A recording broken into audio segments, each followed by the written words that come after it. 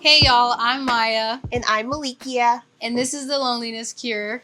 This is the podcast where we dive into the behind the scenes of community building. We'll explore how health, wealth, and faith impact us and other community creators. In this episode, we're going to talk about performing versus being authentic. But first, of course, our icebreaker. What's the first thing you look for in a partner and or friend? The first thing I look for... I think I have to get to know people. Like, I don't just think I look for something right off the back. Mm-hmm. Maybe their relationship with God. Mm. Like, do you have a relationship with God? Or, like, are you trying to build a relationship with God? Yeah. So maybe that would be one of the first things I'll, like, notice or talk about. Mm-hmm. But I don't think I just, like, look for one specific thing in people. Because people are just so diverse. I feel like it's hard to just... You have to have that. Mm-hmm. Especially because everything you can learn. True. So I feel like it leaves it just kind of... That's a hard one for me. What about you? What's the first thing you look for? I think I like to see how people treat other people. Like how they communicate with them, if they're loyal, if they laugh at other people, just what's your relationship, or not even relationship, how you carry yourself around people. It's a that. Yeah. Sorry. That's a good one. Yeah. Yeah. Because that does matter. Yeah. I think I would like to be able to look at people and see where they are in God, but I think for me that's comes out when they treat people a certain way. Yeah, because they wouldn't treat people. Yeah. Mm-hmm. It would be a reflection of like their relationship kind of with God. Because that is, you usually treat people differently if you do have a relationship with God. Yeah. Yeah.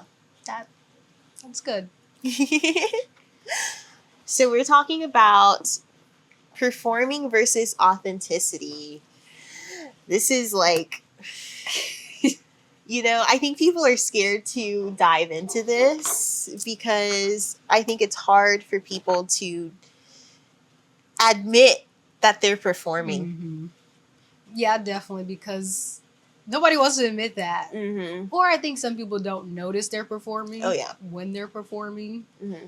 But other people can see it most of the time. Yeah. Without them even realizing, like, no, we can tell you're not really being yourself. Yeah. Especially if you know people. Yeah.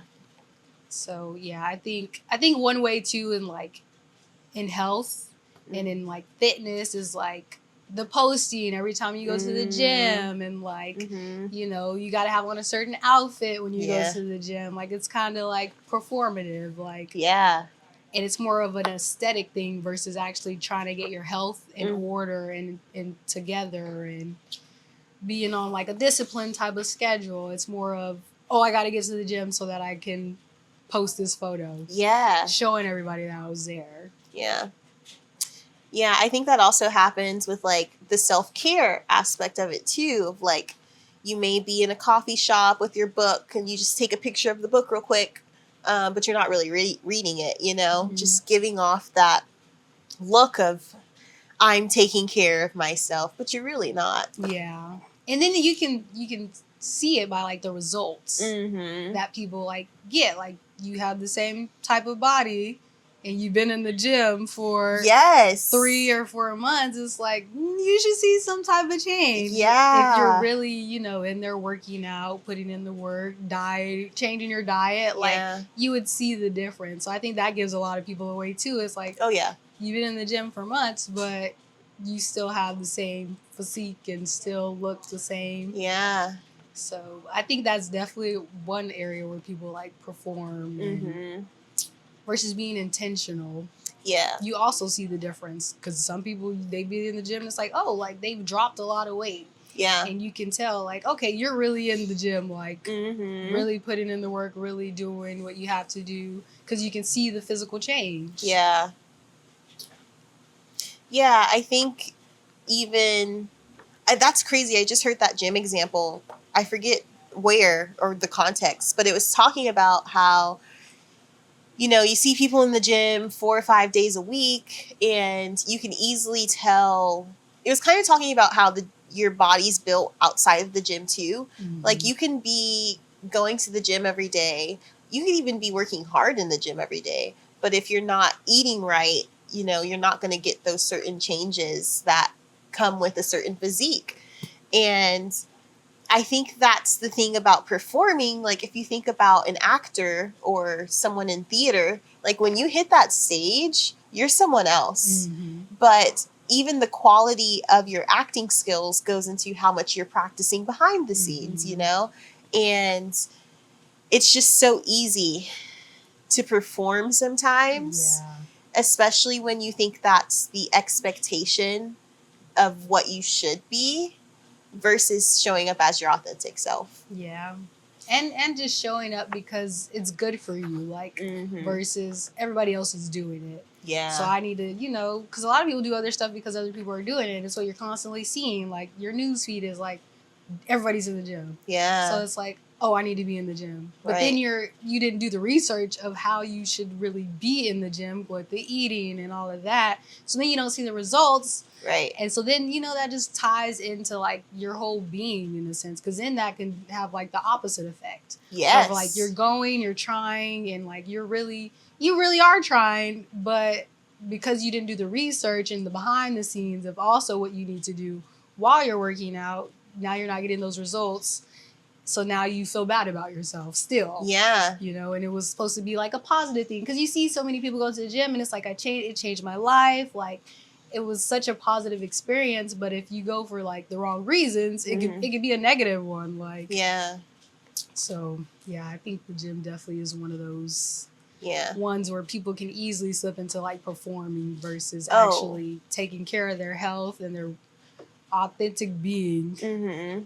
I think that's a great point that you brought up of seeing other people in the gym, because something, especially for women, like, your body becomes stressed when you go to the gym. And if you don't understand that, and it's kind of like performing, like, if you don't understand that, you become stressed trying to keep up this image and, you know, trying to do it this way just because you saw someone else do it, that you don't even, like, take the time to think, is this for me?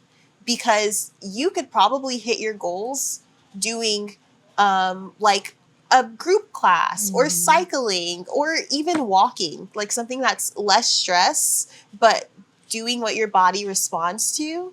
But because you're so busy performing and doing what you see, you miss what's for you. Oh, yeah. Yeah. Because not everybody has to go as hard. Yes. Like, and then because it's genetics too. Like, it's your makeup and where you come from. And, like, you know, like, I've always had, like, a slimmer build. And so, like, I'm naturally going to have that versus someone who, you know, might have grown up a little heftier or something. Like, that makes a difference in how you show up in the gym. And like you said, you could even just walk and weight fall off, or, like, it doesn't have to be so intense. And you always see, like, workout videos too that are, like, high intense. Like, you got to lift these super heavy weights and you don't even know how to lift light weights. Right. You know, you got the wrong format and now you done strained your muscles and got hurt. Look, when there's a lot of dance, like, fitness classes and, like, slower fitness classes, and you still get the same results. Yeah. So it's, like, really doing that research to know, like, yes, this is not going to fit everybody. It's not a one shop stop type of thing. Like, you really got to figure out what works for you. So how do you think social media influences the, I was going to say epidemic. The epidemic of performing?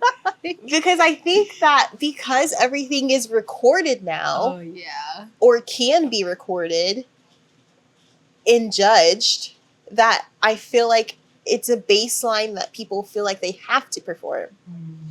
So how do you feel about that? For me personally, I think I did go through that phase where it was like, I was in the gym, I was like, oh, I got to post, like, everybody got to see me in the gym. But I don't know, I think I get tired of stuff. And I'm like, all right, like, I don't got to post this every day. Like, but I think you see it all the time, so you naturally want to do it. Like the more you see something, the more you're like, you feel like you got to keep up with it. Yeah. And if you don't keep up with it, then it's just like, I'm missing out, or like I'm behind, or dang, like you feel like something's wrong. And most of the time, nothing is wrong. Like you don't have to keep up with that stuff, or you don't have to post, but because you're constantly seeing it, especially the more you scroll, like it will like play with your mind. It's like, yeah, I need to be doing that. Yeah. When that may not even be a part of your story or your journey at all, but because you've been constantly seeing it, and then the algorithm keeps bringing it back to you once you like it and watch it. And it shows you different ways and like all of that. It makes you think like, yeah, I got to do that. Right. So I think just that whole thing is just like, the more you see it, the more you feel like you're going to have to do it and perform. Yeah. Versus because I think we also need to just sit more quiet with ourselves and not scroll as often. Yeah. So you can really think about like, what is for me? Yeah. Or like even praying and stuff, like, what does God have for me specifically as a person? I think for a lot of people, the ability to think has been taken away. Oh, yeah. And that's kind of crazy to say. That's kind of crazy to realize that, I mean, even if you just sit and think about like yourself and like, what am I doing that seems like this is just what I'm supposed to be doing? You know, I sometimes think about that, like when people are like, oh, I want to buy a rental property, or like buy a house. It's because to a certain extent, that's what you think is the next step. Or, the whole like have kids, get married, buy a house, get a job, whatever. That whole timeline is so ingrained in so many people that it's like a no-brainer. But like, what if you don't want a house? Like, yes, real estate is a great investment, but like also you don't know about it. Like you haven't even learned why it's a great investment. You're just hearing everything else and seeing everything else and feeling like you're behind, like you said. But in reality, you don't even want that. And that's okay. I think people don't know it's okay to not want what everyone else has. Because then it's like you're deemed wrong. Yeah. You're just like, you're wrong if you don't want that. It's like, what? Like, yeah. But it's also that thing that it's like everybody's life looks different and their path is different.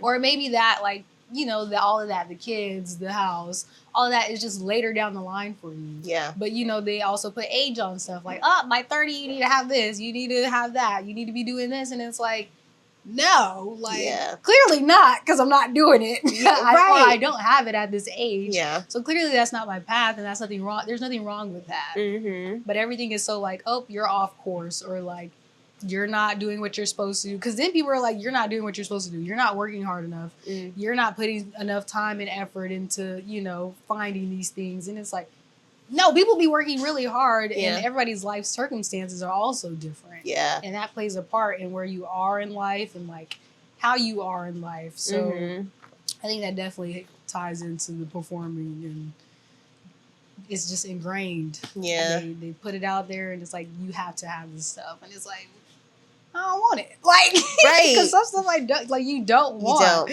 Not right away. Like, not, And then, what do I need it for? Or why do I need it now? Yeah. Patience. Literally. Literally. Or even just not getting what you see the next person have. Because again, you see it and it's just like, well, yeah, that looks nice. But that's not what you envision for yourself. Because I feel like a lot of you envision stuff for yourself. Yeah. But you change your vision because like, well, that looks better. Yes. Yeah. I think that happens a lot. Yeah. A lot. Which is okay to change your mind, but like, again, what are the motives behind it? Exactly. Because some stuff is better, but is it because it's only better, or because you decided like, yeah, I actually want that? Yeah. Not, dang, that looked better than what I thought. Right. But you wanted the smaller thing. Right. And you were okay with it. Yeah, and you were happy. You satisfied. You were satisfied with it, but then you saw that and were like, oh. Yeah. Well. And now you're trying to get something else that was not meant for you, and now you're struggling, and now you got all this other stuff that comes with that. Yeah.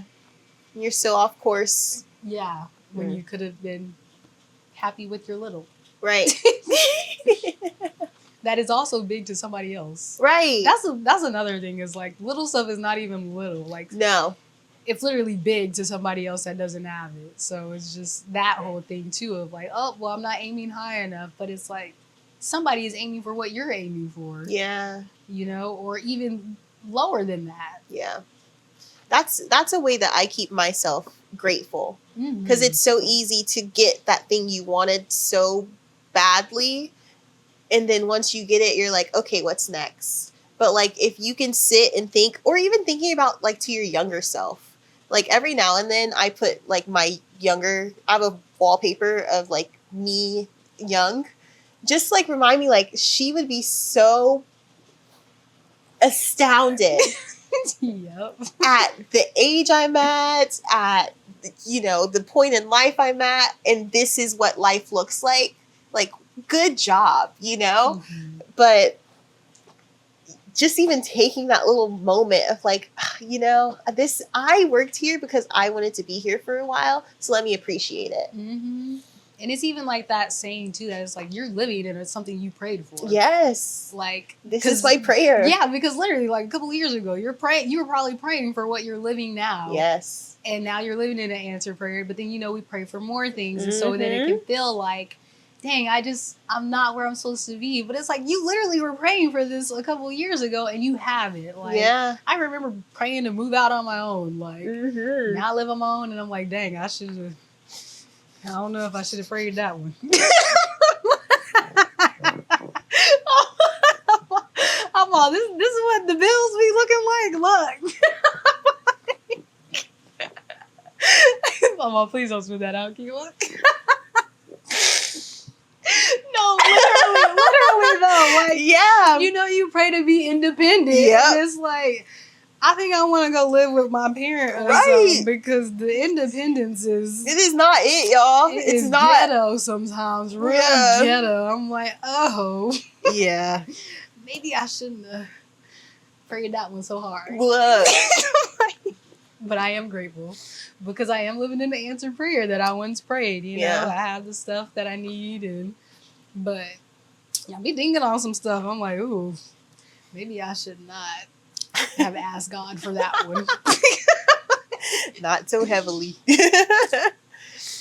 Let's see. Oh, go ahead. I was about to ask you a question. And it just slipped my mind. It's okay. So I think the comfort in performing is that you show up as a way people expect you to show up. But in turn, I think that you are lacking vulnerability in being authentic. So what would you say is the value of being authentic? Just being able to be yourself. Like, I think people also miss, like, somebody needs you, the real you. Like, not the act you're putting on, not who you're trying to show up as. Like, there is literally somebody out there who needs to see you as you are. Yes. Because more than likely they're similar to you, but they feel like something is wrong with them because they can't find nobody else that acts like that. Yeah. And I think just the freedom of just being yourself too, and like not having to turn it on and off. Like, cause that gets exhausting. Yes. Like, you trying to be somebody you're not. And yeah. I remember when we went through our little phase where we were trying to dress up, cake on makeup and all of that. And we would be like, bro, like, this is what everybody does every day. Like, stressful. Stressful. So stressful. Or even the time it took to get ready. Yes. It's like, it's going to take me an hour and 30 minutes to get everything together for a normal day. Not, I can understand an event. We going to like a wedding or something, like, something where you should do all of that. And it's nice to dress up and do all that. But every day, I would never leave my house on time. I barely leave my house on time now. Like, just having to turn that on and off, I feel like that gets exhausting. Like, so I think just that alone is great to do. Just be yourself, because it's like you get to show up as you. Yeah. You know, like you don't have to be anybody else or even study other people. Yeah. Because I'm like, you got to sit there and try to figure out, like, did I put this on right? Mm-hmm. I don't, or like even the money aspect of trying to buy all these things that you think people have, or Yeah. you know, and now you're going into debt or you're spending way over your limit because you're Mhm. trying to keep up with this image And they didn't even have it either. that they didn't even have. Yeah. And so yeah, I think it's just, there's a lot of reasons why you should just be yourself and be Yeah. authentic. But I think more importantly, so that other people can see that. Mm-hmm. Because somebody else is always like, dang, like she really shows up as herself Mm-hmm. versus looking like the culture. Yeah. Because then it's like nobody want to be different. I'm like, No one wants to be different. like nobody wants to be different. Yeah. Like we all want to look the same. We all want to dress the same. Yeah.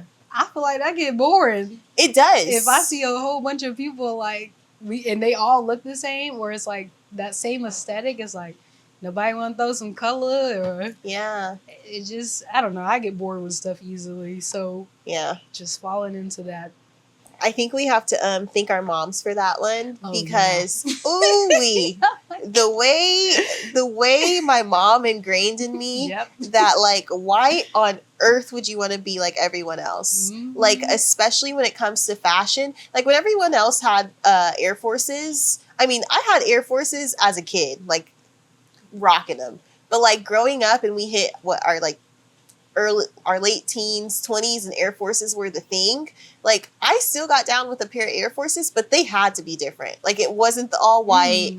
There had to be a splash of color or something on them, because there's no way. We wearing the same thing. I bought my prom dress in Austin when I lived in Dallas, because I was like, no one's gonna have the same dress as me. That's how determined I am to be.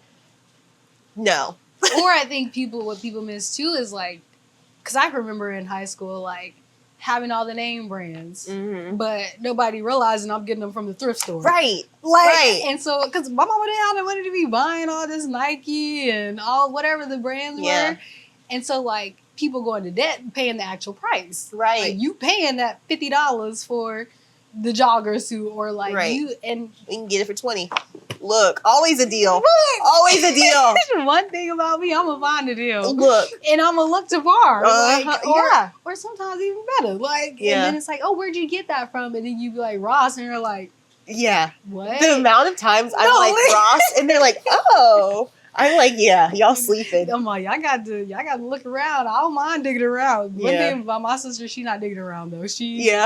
And that has always been our thing. She's like, I don't know how you do it, but I will literally, I love the store, like, and shopping. So like, I'll dig around and find that thing. And I'm like, I don't think nobody got this. Yeah. Like, because I don't want to look like everybody else. But yeah, I think our moms definitely, because my mom, she was herself through and through. Okay. Through and through. To a fault. Well, my mom. No, mine too. I'm like, now you could have put on. You could have put like a slight outfit together. Like, I'm talking about we leaving the house any kind of way. And there's no shame in her game at all. But I appreciated I got to see that, because it was like, okay, well, I'm good just how I am. Like, my mom didn't wear makeup. She didn't. Mine either. Like, she wasn't doing none of that. Yeah. She not getting her eyebrows done. Yeah. She painted her nails every now and then. Like, but she was very much just herself. Yeah. And I think that helped us too, because we learned how to be ourselves. Like, I think, correct me if I'm wrong, but I think a lot of moms, when they have daughters, try to, I mean, even to a certain extent, my mom wanted me to be in dresses and skirts and stuff like that. And there was a point where I was a total tomboy. So I would be like, no. But I think that, moms want daughters to be proper in the world, because, the world's not nice to women.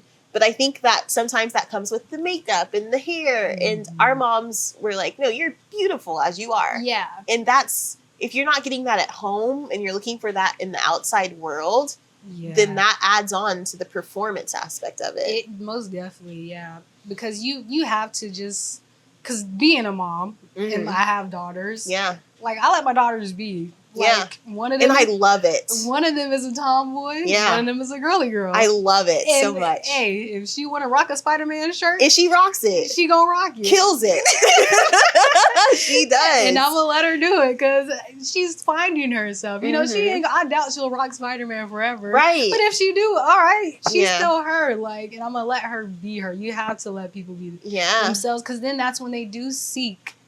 You know, you get older and you seek, like, trying to find yourself as an Yeah. adult, because when you were little, your mom was like, no, wear this, Yeah. wear that, put that on. Right. You gotta let them have their sense of style, you know, sometimes. Because it ain't everywhere I'm like, okay, yeah, you can rock that Spider-Man shirt. Right. Because there are occasions where it's like, all right, let's put something on that's a little nicer. Yeah. But still giving them the freedom to pick. Mm-hmm. Because I think a lot of people don't have that freedom to just pick. Yeah. Or even decide, like, especially as little girls. Because, you know, you also want to give them what you wish you had. Yeah. Yeah. Like, you know, and so, like, I think a lot of moms, they do that. They're like, well, I wish my mom would have did this. I wish she would have did my hair and kept my hair done. I wish she would have bought me these type of clothes. So they really think that, like, they're helping their daughters. Mm-hmm. But it's like, no, you're molding them into something they may not want to wear, they may not want to be, they may not want to do, or who they're supposed to be. Yeah. Mm-hmm.